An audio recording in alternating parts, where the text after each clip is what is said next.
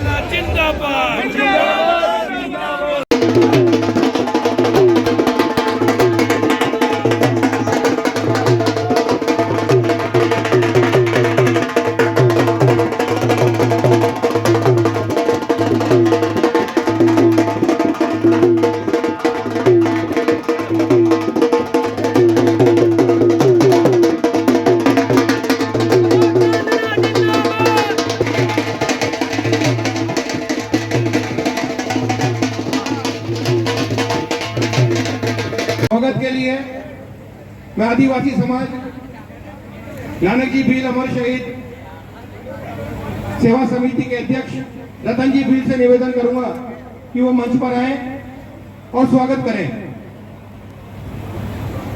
हमारे बीच में जिला प्रमुख महोदय, पूर्व विधायक भाई सीएल प्रेमी जी, प्रदेश कांग्रेस कमेटी के सेक्रेटरी भाई संदीप पुरोहित जी,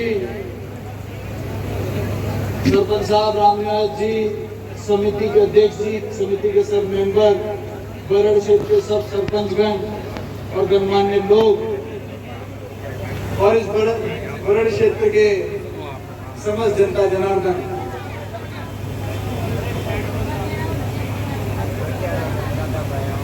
नानक जी भील ने देश की आजादी में अंग्रेजों की गोली से वो शहीद हुए। और ये अशोक चांदना नहीं बोलता है, ये देश का इतिहास बोलता है।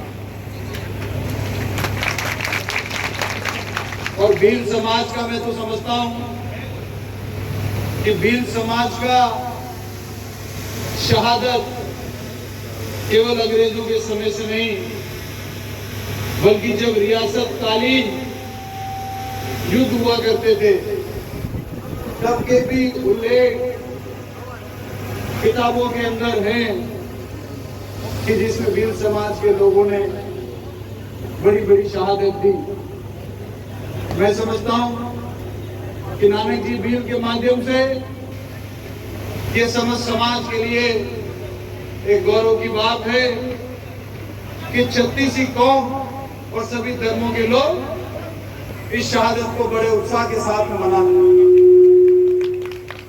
और ये कैंप जो कांग्रेस पार्टी के ही जिला प्रमुख के कार्यकाल के दौरान शुरू हुआ, जिला प्रमुख जी आपको बहुत बहुत बधाई कि आपने वो नीति जारी रखी और इससे हमारे भील समाज के जो लोग हैं उनको इस कैंप का बहुत ज्यादा फायदा मिलता है। हालांकि अब तो किसी एक समाज की बात नहीं है, मुख्यमंत्री जी ने गांव-गांव में, पंचायत में, शहर में राजस्थान के जन जन के लिए महंगाई राहत कैंप लगा दिया है। उस महंगाई राहत कैंप में केवल जाकर रजिस्ट्रेशन कराने की जरूरत है। महीने की एक गैस की टंकी 500 रुपए की मिलेगी। पेंशन जिनकी 500 रुपए है वो 1000 हो जाएगी। घर की 100 यूनिट बिजली मुफ्त मिलेगी और जिसके किसानी का कनेक्शन है उनको 2000 यूनिट तक मुफ्त मिलेगा। मतलब एक परिवार के साथ में। और यही नहीं, यदि आपके घर में पशु भी है, गाय है, भैंस है, उस कैंप में जाने से उसका भी बीमा हो जाएगा। आप बीमा करा सकते हो उसका। क्योंकि लंपी आया था तब सरकार ने देखा कि ग्रामीण लोगों की बहुत कीमती धन पशु वो जीवित नहीं रहे और एक गांव के परिवार के दुधारू पशु की मृत्यु हो जाए तो एक गांव के, आप समझ लीजिए, व्यक्ति के लिए वो बहुत बड़ा धन चला जाता है। उनके बच्चों के लिए वो 1-2 गाय का ही दूध होता है। मुश्किल से रोजी रोटी करके खाना ला पाते हैं। तो यदि एक दुधारू पशु, गाय हो चाहे भैंस हो, यदि उसकी मृत्यु हो जाए तो उस परिवार में सन्नाटा छा जाता है। पशु की मृत्यु तो दूर छोड़ो, आपके खेत का कोई पेड़ काट जाए तो भी तुम्हारा कितना दिल दुखता। हमारे खेत में कोई नीम का पेड़ हो, कोई आम का पेड़ हो और उसको भी कोई कारणवश कोई आंधी आ जाए, वो टूट जाए तो भी अपने दिल में कितना दुख होता है कि वो आगे आम वो टूट गया।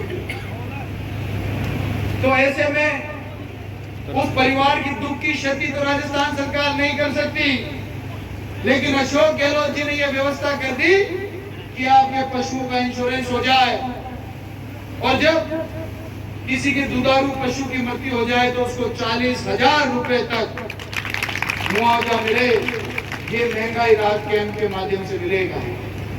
चिरंजीवी में मुझे आज भी याद है, मेरे नैनवा में एक 32 साल का युवा, उनका लीवर ट्रांसप्लांट का काम था और 17.5 लाख रुपए लगते हैं लीवर के ट्रांसप्लांट में। तब चिरंजीवी में 10 लाख ही कवर होते थे। तो हमने मुख्यमंत्री जी को चिट्ठी लिखी कि माननीय मुख्यमंत्री जी, अगर इस युवा का 17.5 लाख, इसकी दुकान बेच दो, घर बेच दो और जमीन भी बेच दो तो भी 17.5 लाख इकट्ठे नहीं होंगे। ये आम परिवार से, गरीब परिवार से, तो या तो इसका सारा सामान बिकेगा या फिर इस व्यक्ति को इस धरती से जाना पड़ेगा। तब मुख्यमंत्री जी ने मुख्यमंत्री राहत कोष से पूरा खर्चा उठाया और उस परिवार को 17 लाख रुपए के बोझ से बचाया। और फिर कैबिनेट में चर्चा हुई कि मुख्यमंत्री जी कोई भी बीमारी का खर्चा होता है, महंगाई, आप वैसे भी मुख्यमंत्री राहत कोष से देते हैं, तो चिरंजीवी की सीमा बढ़ जाए तो मुख्यमंत्री जी ने उसको सीमा को बढ़ाकर 25 लाख तक कर दिया। आपके परिवार में कोई भी बीमारी हो जाए, कोई बात हो जाए, देखो बाकी खर्चे आते हैं, लोगों को ध्यान रहते हैं कि बच्चा बच्ची स्कूल में इनकी फीस भरनी है, पता रहता है, बच्ची बड़ी हो गई है, बच्चा बड़ा हो गया, इनका ब्याह करना, उनको पता होता है कि कितना खर्चा आएगा।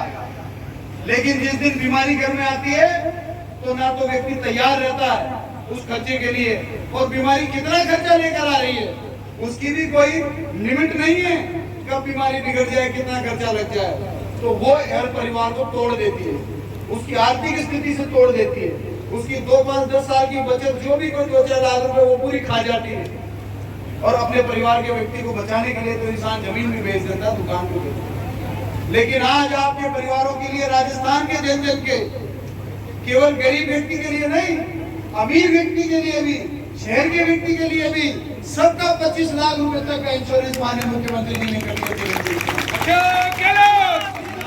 अभी मैं आ रहा था तो वो डीजे में गाना चल रहा था, उसमें एक लाइन थी, गौर से सुनी होगी, उसको वापस सुन लेना। अरे कांग्रेस आ गई तो गरीबों की मौज हो जाएगी। तो ये गरीबों की मौज हो रही है कि जिनके घर में महीने का 5 से 10 हजार रुपए केवल महंगाई राहत कैंप में जाने से बचत हो रही है। घर में कोई कमाऊ कूद हो चाहे नहीं हो, एक आपके घर में कमाऊ कूद आपका मुख्यमंत्री अशोक गहलोत है, जो हर परिवार के लिए 5 से 10 हजार रुपए महीने की बचत करके देने की हिम्मत रखता है। और वही भारत सरकार, केंद्र की सरकार, जो भारतीय जनता पार्टी की सरकार है, उनके नेता कहते हैं कि ये कांग्रेस तो रेवड़ियां लुटा रही है, ये कांग्रेस तो गरीबों को रेवड़ियां दे रही है। अरे मैं इस मंच के माध्यम से पूछना चाहता हूं कि वो जो आरोप लगा रहे कि आम व्यक्ति को कांग्रेस सिलेंडर सस्ता देके, पेंशन देके, इलाज मुफ्त देके रेवड़ियां बांट रही थे, तो वो नेता क्या ये पैसा अपने घर से लाए थे क्या? जो बीजेपी के नेता ये आरोप लगा रहे हैं, वो बताएं कि भारत सरकार के पास में ये पैसा कहां से आता है? क्या वो नेताओं ने दान दिए भारत सरकार को, या उन्होंने अपनी जमीन बेचकर जमा कराया है? किसी ने दान नहीं दिया है। देश के एक एक व्यक्ति से टैक्स कलेक्ट होता है और उस टैक्स से देश बनता है। कई लोगों को यह गलतफहमी है कि जो इनकम टैक्स देते हैं उनके पैसे से देश बनता है। ऐसा नहीं है, ऐसा बिल्कुल नहीं है। इनकम टैक्स देने के ऊपर तो देश की रेवेन्यू का 1.5% टोटल कलेक्शन होता है, बाकी 98.5% कलेक्शन ये गांव की महिलाएं लुगड़ी खरीदती है, उसके ऊपर भी टैक्स लगा हुआ है। आप तेल खरीदते हो सिर में लगाने के लिए, उस तेल के ऊपर भी टैक्स लगा हुआ है। आप नहाने के लिए साबुन खरीदते हो, आप कपड़े धोने का साबुन खरीदते हो, उसके ऊपर भी टैक्स लगा हुआ है। टावल खरीदते हो, शैम्पू खरीदते हो, धोती खरीदते हो, कुर्ता खरीदते हो, शादी करते हो, गाड़ी खरीदते हो, पेट्रोल डीजल हर चीज के ऊपर देश में टैक्स है। और इस देश के एक एक व्यक्ति के पैसे से देश बना है, ना कि किसी 1% या 2% आबादी। तो यदि इस देश के एक एक व्यक्ति के पैसे से देश बना है और उस पैसे को आम पिछड़े गरीब व्यक्ति की भलाई में, आम पिछड़े गरीब परिवारों की बच्चों की शिक्षा में, आम गरीब पिछड़े जो परिवार है उनको महंगाई से राहत देने में कोई सरकार अगर इस्तेमाल करती है तो ये कोई गलत काम नहीं है। यदि किसान का ऋण माफ करने में कांग्रेस ने घोषणा करी थी कि हम आते ऋण माफ करेंगे, 8,000 करोड़ रुपया जो प्रदेश के बैंकों का, कोऑपरेटिवों का था, किसी का 2 लाख रुपए तक का भी था या किसी का 2 लाख से ज्यादा भी था। राजस्थान के जितने बैंक है उनका सबका माफ हुआ। जो भारत सरकार के अंडर सेंट्रलाइज बैंक है उसकी भारत सरकार को लिखी कि आप मध्यस्थता कराकर इसको हमारा रोल हम प्ले करेंगे, आपका रोल आप प्ले करो, इसको माफ कराओ। भारत सरकार पीछे हटी है, प्रदेश की कांग्रेस सरकार पीछे नहीं हटी ऋण माफ करने के लिए। प्रदेश की सरकार के हाथ में जो पूर्ण से पूरी तरीके से ऋण माफ हुआ 8,000 करोड़, आगे भी करती रहेगी। अशोक गहलोत जी का दिमाग का कोई सानी नहीं है।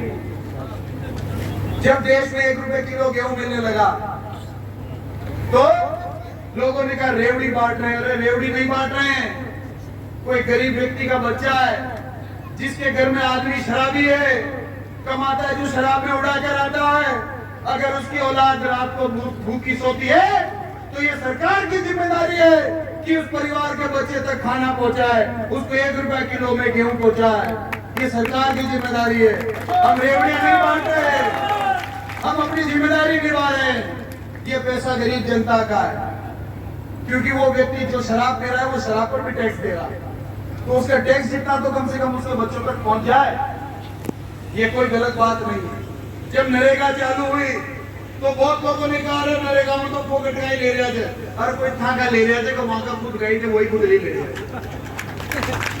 लेकिन शोषण कितना रुक गया मेरे को आज भी याद है। नरेगा शुरू होने से पहले एक आदमी को दिहाड़ी पर जिसको मजदूरी मिलती थी तो उसको 80 से 100 रुपए आदमी को मजदूरी मिलती थी नरेगा शुरू होने से पहले। महिला को 50 से 60 रुपए देते थे। वो शोषण होता था उनकी मेहनत मजदूरी का। कारीगर को 180-200 रुपए में कारीगर आता था। आज कारीगर 800 रुपए से 1000 रुपए ले रहा है, आदमी 400 से 500 रुपए ले रहा है, और महिला भी 300 से 400 रुपए कम से कम मजदूरी की मिल रही है। अगर ये किसी की देन है तो ये नरेगा की देन है। नरेगा नहीं आती तो ये मजदूरी के पैसे इतने नहीं बढ़ते। इससे देश बर्बाद नहीं हुआ, इससे शोषण कम हुआ है। वो गरीब व्यक्ति, वो गांव की महिला, गांव का मजबूर व्यक्ति, वो कारीगर जो अपने बच्चों के लिए दिन रात मेहनत करता है, उसकी मेहनत और मजदूरी का पूरा पैसा उसके परिवार को मिलता है। ये नरेगा की वजह से हुआ।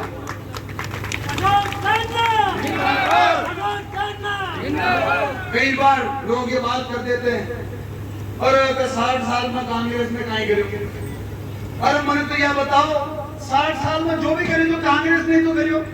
या डाबी पंचायत पुण्य बनाई, पंचायत कौन पुण्य बनायो, ये देश में अस्पताल पुण्य बनाया, सबकी गाँव की स्कूल पुण्य बनाई, पुलिस का थाना कब बनया था, कांग्रेस से राजवी को बनया था पुलिस थाना। ये रेल की पटरियां खाने लौट खदोई, ये बड़े क्षेत्र में खाने लौट खदोई, कांग्रेस का राज। तो कशो काम से जो कांग्रेस में न करियो, मुझे तो यह बताओ, यह गलत धारणा है। मोदी जी तो बेच खा रहा है, रेल बेच दी, तेल बेच दियो, अब खाना भी बेच दो।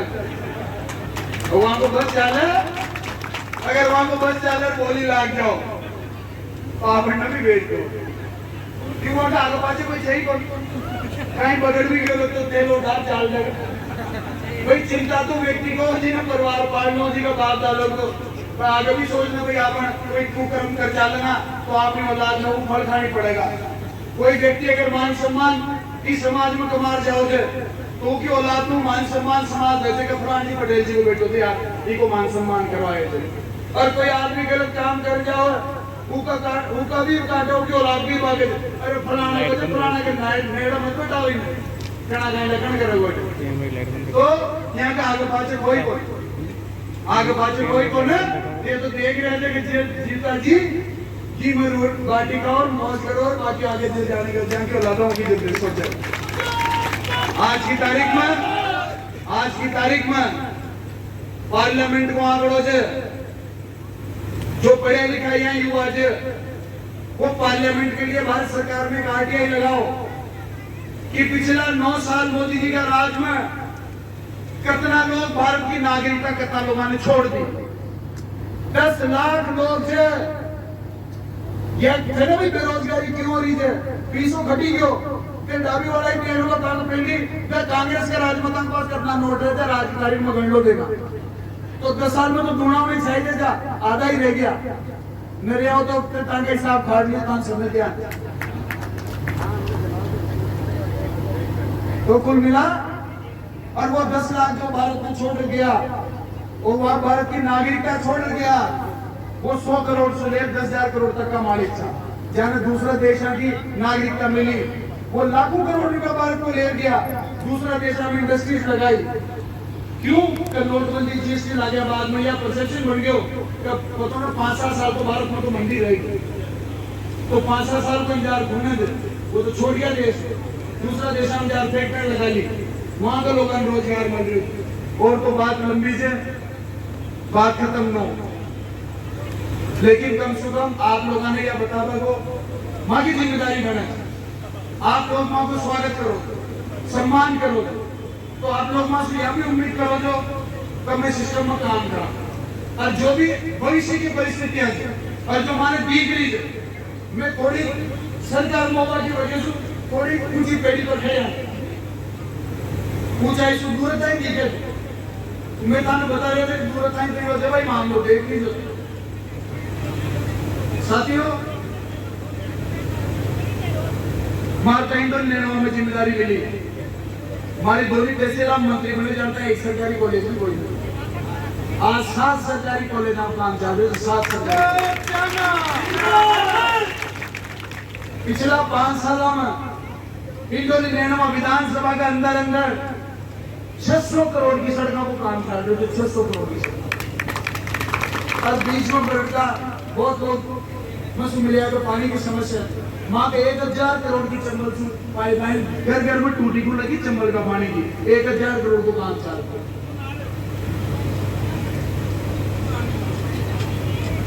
नेता केवल वोट लेवा नहीं नंबर नहीं चाहिए, वो बात काम भी करनी चाहिए। आज वो बूंदी शहर में खड़ू जो ना हमारे दुखों की बात क्यों कब बूंदी को पैदा हुई, और हर नागरिक की तरफ हमारी भी इच्छा है कि माँ को शहर भी आगे बढ़े, माँ को जिला आगे बढ़े, जिला को हर वर्ग आगे बढ़े। वो मैं बचपन में खड़े थे जो दुकानें बनी थी वो वही दुकानें आगे बन रही, बिल्डिंग मॉल तो बन रही चला गया, माँ को तड़ाव दो वहां पे खड़ी हो बूंदी से। सोचवा की बात, यह सोचवा की बात, बहुत मेहनत करनी पड़े थे, बहुत संघर्ष करनी पड़े थे, नेता बनवा से पहले नहीं, नेता बनवा के बाद भी संघर्ष करनी पड़ेगी। पिछली बार मैं यहाँ आए थे, जब आपकी समिति ने एक डिमांड करी थी कि आपको पट्टो कोई नहीं करी थी कि न करी, और कितना सालों से ये मांग थी आप लोगों ने, 20 सालों से मांग रहे थे, जो कहाँ को पट्टो बन गया, पट्टो कहाँ के साथ ही ले रहा है।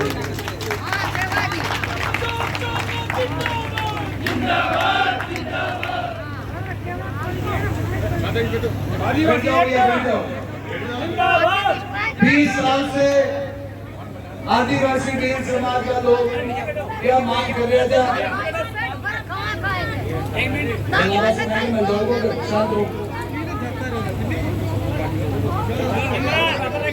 और पिछली बार घोषणा करके आ जाएगा आप लोगों को ये पट्टो आपने जरूर दिलाऊंगा, पट्टो में क्यों अब क्या घोषणा कर रहे हो कथा का कम से कम 20 से 25 लाख का निर्माण कार्य की स्वीकृति एक निराम हो जाओ,